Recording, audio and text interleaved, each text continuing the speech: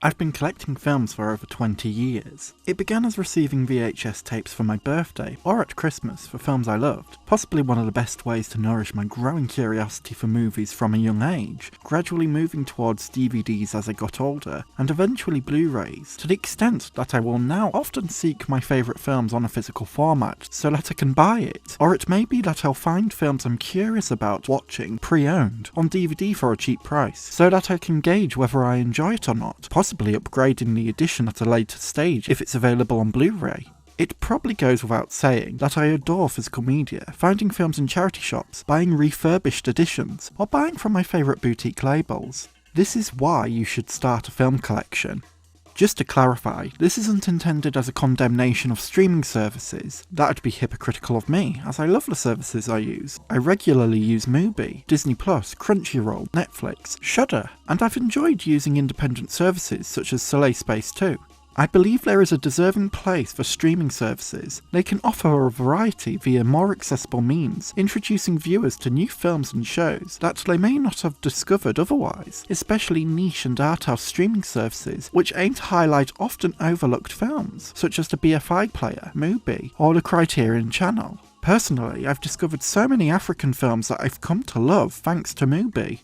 All in all, there is a genuine convenience in streaming, which is why it has become such a popular medium. However, there are limitations too, depending on your streaming service. Services can remove films and programs you love based on their time-limited licensing, and digital purchases don't always technically belong to the customer. Elaborating on this issue, Adam Chitwood wrote for Yahoo stating that, as the streaming boom gives way to consolidation and cost-cutting, consumers are learning the truth of a digital library. It's not yours. Studios like Warner Bros. And Disney can pull a show or film off a streaming service at a whim. Not even the digital copy you bought is really yours. That license can be yanked at the studio's discretion with just a little warning.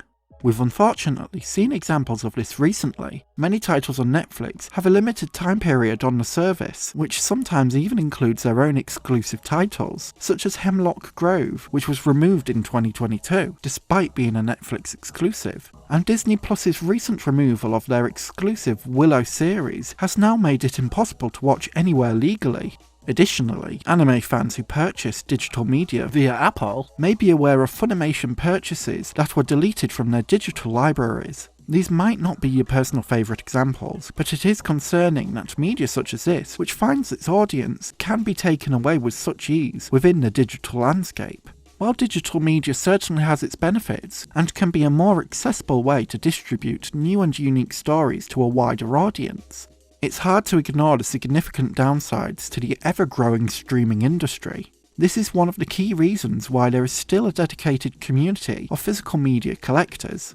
I'm biased, of course. I'm a physical media collector myself. There's quite a few reasons why I continue to buy the films I love physically on Blu-ray, and yes, even DVD. There are specialist boutique Blu-ray distributors, such as the British Film Institute, the Criterion Collection, Second Run, Third Window Films, Eureka, Curzon, Arrow Video, Second Sight Films. And honestly, this is just a small selection of distributors in the UK who are intent on releasing the best possible edition of the films they have access to, with great consideration for special features, essay booklets, posters, and the artwork on the front of the case, or inside of the booklet, which makes it all the easier to admire the films released physically. With a physical copy, to put it simply, you own it. You can watch it whenever you feel like it, without reliance on an internet connection, which may be unreliable in especially rural areas, with no worries about buffering, connectivity issues, and also reducing the sense of indecision during eternal scrolling through Netflix categories. There can be a personal satisfaction in collecting a range of films you adore, and there's certainly an aesthetic satisfaction too in seeing a stack of uniformed Blu-rays or DVDs from a particularly favourable distributor. Just look at how tidy Criterion Blu-rays look in a stack.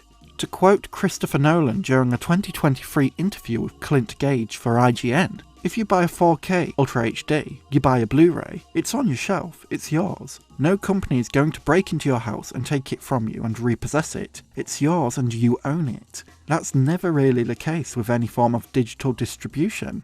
To collect physical media also becomes a personal endeavour of archivism, collecting films, TV shows, video games, music, books. It's the creation of a personal independent library. Guillermo del Toro himself reinforced this in a tweet where he called film collectors the custodians of film for generations to come.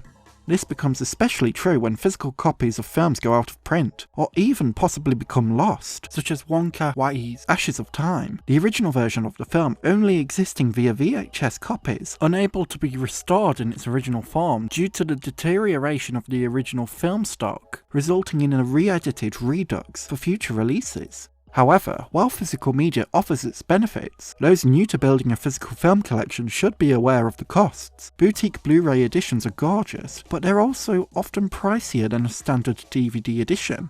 Additionally, the more films you buy, the more space you'll require, and not everyone has the necessary shelf or wall space to keep on buying films till a heart's content.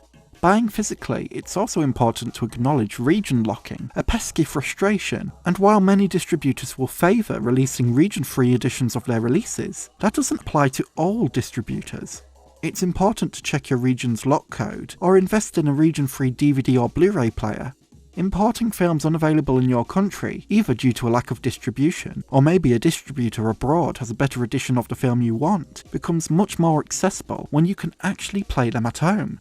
The downside of a film collection is the nightmare risk of disc rot. While not always common, disc rot can affect your disc's playback and should be considered a possibility of any serious film collector. It can be recognised as an erosion of the disc's underside due to chemical deterioration, and is often due to how the disc was produced. The best way to avoid it is by storing your discs in their cases, and keeping the cases stored somewhere dry, preferably cool. Avoid keeping discs in paper sleeves, or even leaving them out of their cases, because once disc rot sets in, it can't be undone. This can be costly if you need to replace an especially pricey edition of a film. This is the reality of film collecting. It does come with its challenges, but the reward is so satisfying.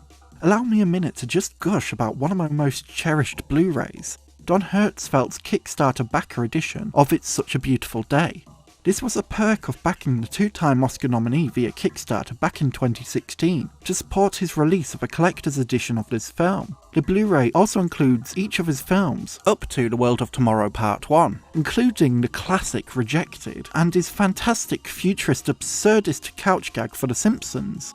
Signed by Don Hertzfeldt himself, my copy of this Blu-ray also included a sample of the original film stock from a segment of It's Such a Beautiful Day. Those familiar with the film might even remember this leaf blower.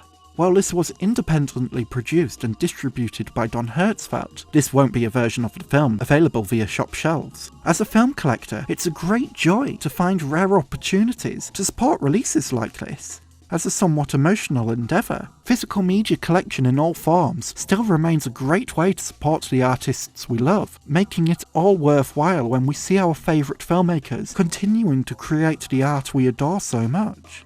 In conclusion, this video isn't intended as a condemnation of streaming. I'm sure plenty of viewers watching this video also use streaming services like myself. DVDs and Blu-rays are not as prominent now as they once were, but the enthusiasm perseveres amongst collectors. J. Oliver Conroy elaborates on this in his article for The Guardian, stating that streaming was supposed to kill physical media and has come very close. Some new films may never be released physically at all, yet a counter-revolution has been gathering. Some film fans never gave up physical media. They've spent years quietly buying thrift store discs, discarded by the many households that no longer have DVD or Blu-ray players, and waiting for their chance to rise again. Other fans, frustrated by streaming's limitations, have recently rediscovered physical media and trickled to join its rearguard army.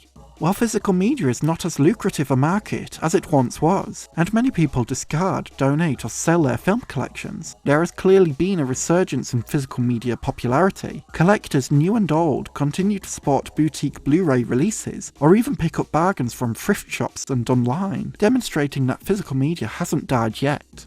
While there are limitations to physical media collecting, not every film ever made is available physically. There is a much wider world of film to dive into, beyond the menus of Netflix, with the personally satisfying reward of being able to watch a film anytime you wish without restriction.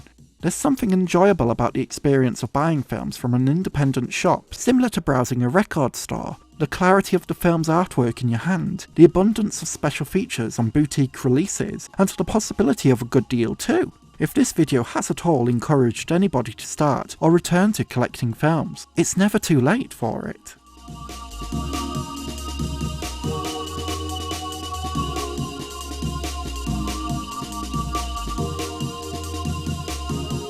A special thank you to my incredible tier Patreon supporter Gil, and my super tier Patreon supporters Constantine Bombelli, Jamie, and Milkway.